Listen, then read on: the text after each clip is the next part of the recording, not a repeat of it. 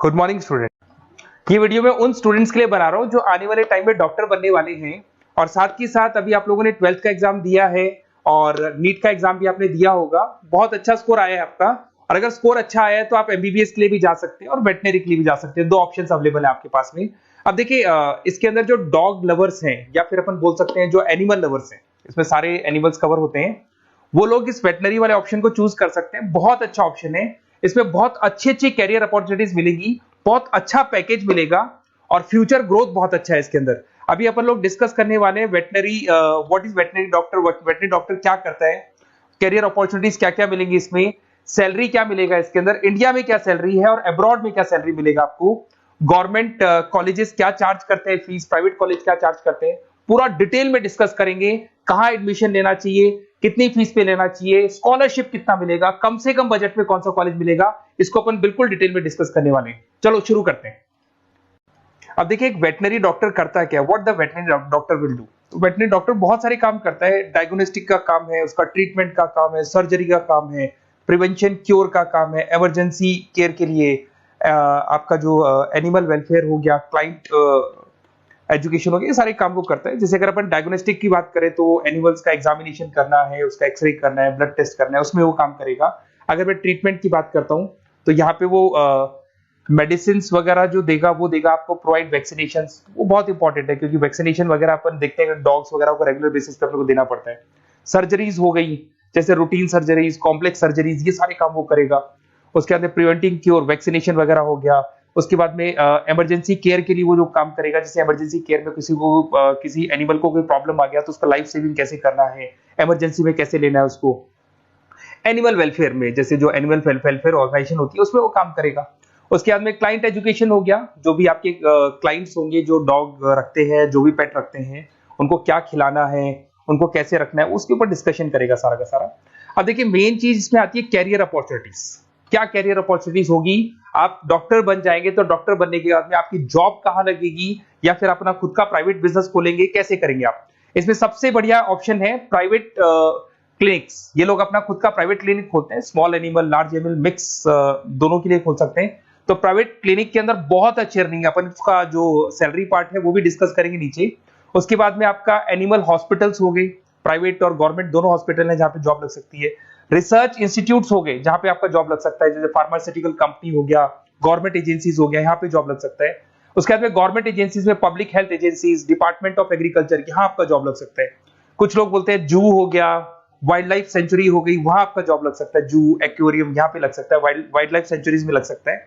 उसके अलावा food production industries हो गई, जैसे लाइफ स्टॉक प्रोडक्शन हो गया, जैसे कोई मुर्गियों का बिजनेस करता है या मुर्गियों का फार्म है, वहां पे भी जॉब लग सकता है आपका। एनिमल वेलफेयर एडवाइस के लिए जॉब लग सकता है आपका। कुछ नॉन प्रॉफिट ऑर्गेनाइजेशन होती है जो एनिमल्स के लिए खुली हुई है और उनका ऑब्जेक्टिव होता है कि कोई भी अगर एनिमल के साथ कोई प्रॉब्लम है तो वो लोग सॉल्व करते हैं उसको, उसका कोई चार्ज नहीं है, वहां आपका जॉब लग सकता है। उसके बाद में पेट और फूड न्यूट्रिशन, क्या खिलाना है, जैसे आपने सुना होगा डॉग्स को पेडिग्री देते हैं अपन, वैसे कौन सी चीज खिलानी चाहिए, क्या नहीं खिलाना चाहिए, उसकी जो जितनी मेडिसिन बनेगी या जितने फूड बनेंगे वहां जॉब लग सकता है आपका। उसके अलावा आपका स्कूल्स एंड कॉलेजेस में आपका जॉब लग सकता है एज अ फैकल्टी। पढ़ने के बाद में अगर आपका इंटरेस्ट है फैकल्टी बनने का तो वहां आपका जॉब लग सकता है। कंसल्टेंसी फर्म्स हो गया, animal health consultancy, food safety consultancy, यहाँ आपका जॉब लग सकता है। देखो ये सारे ऑप्शन है। उसके अलावा सैलरी पैकेज देखो, अभी मैं जो सैलरी पैकेज की बात कर रहा हूँ, इंडिया की बात कर रहा हूँ, अपना जो होम कंट्री इंडिया इसकी बात कर रहा हूँ, फिर अपन सैलरी पैकेज की बात करेंगे, वो अब्रॉड की बात करेंगे। तो सब में अगर आप देखें तो ऑन एन एवरेज ये मान के चले कि आपका 5 लाख से 10 लाख तक का एवरेज जा रहा है पैकेज।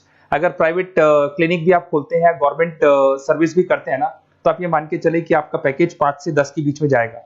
उसके बाद रिसर्च इंस्टीट्यूट में भी यही मिलेगा आपको, जूस वगैरह के अंदर आपका यही 5 से 10 लाख के बीच में मिलेगा। फूड प्रोडक्शन इंडस्ट्रीज है, नॉन प्रॉफिट ऑर्गेनाइजेशन है, तो ऑन एन एवरेज ये मान के चलो 5 लाख टू 10 लाख। तो एज अ फ्रेशर आपको एक्सपीरियंस हो जाएगा तो पैकेज बढ़ जाएगा, कंसल्टेंसी फर्म से यहाँ लग सकते हैं।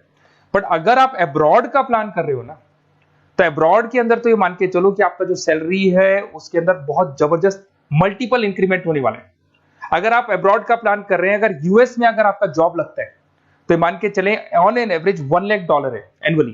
तो अगर $1 लाख का मतलब मान के चले तो 83 या 80 रुपीज राउंड फिगर में मानोगे तो भी 80 लाख रुपए आपको मिलेंगे।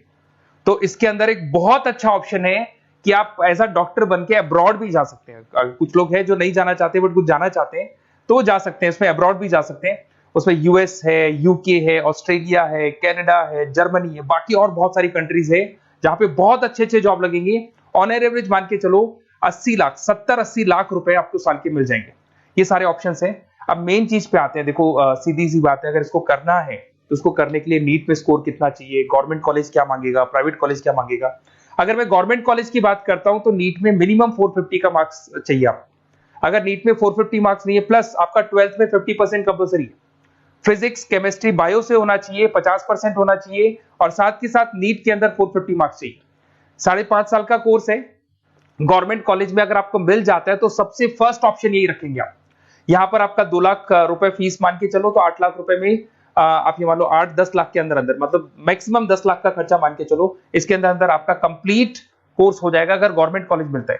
बट अगर आपका स्कोर कम है तो मैं आपको एडवाइस करूंगा गो फॉर प्राइवेट कॉलेज, क्योंकि आगे स्कोप बहुत अच्छा है कि वापस जब आप कहीं अब्रॉड जाते हैं या फिर कहीं और जॉब करेंगे तो निकल जाता है सारा पैसा, कोई दिक्कत नहीं है। प्राइवेट कॉलेज के अंदर नीट अपीयर चाहिए। अगर आपका स्कोर कम भी है तो भी चलेगा, नीट अपीयर है तो भी चलेगा। साथ के साथ अगर यहाँ पे ड्यूरेशन देखे तो वही कॉमन रहेगा। बट प्राइवेट कॉलेज में फीस बहुत हाई है। देखो आप 5.5 से लेके 7 लाख पर एनम मान के चलो तो पूरी फीस मान लो कम से कम 30-35 लाख के आसपास फीस बैठती है आपकी। अब इसमें हॉस्टल भी इंक्लूड नहीं है, हॉस्टल का अलग से चार्जेस लगने वाला है आपका। अब मैं जो आपको बताने वाला हूं उसको ध्यान से सुनना। प्राइवेट कॉलेज में बहुत सारे कॉलेजेस हैं जो लोग स्कॉलरशिप पे एडमिशन लेते हैं, बच्चों को पता ही नहीं उन कॉलेज के बारे में। वहां पर हॉस्टल भी इंक्लूड हो जाएगा, स्कॉलरशिप भी मिल जाएगा, और बहुत मिनिमम फीस में आपका एडमिशन हो जाएगा। इतना फीस आपका लगेगा ही नहीं, आप ये मान के चलो।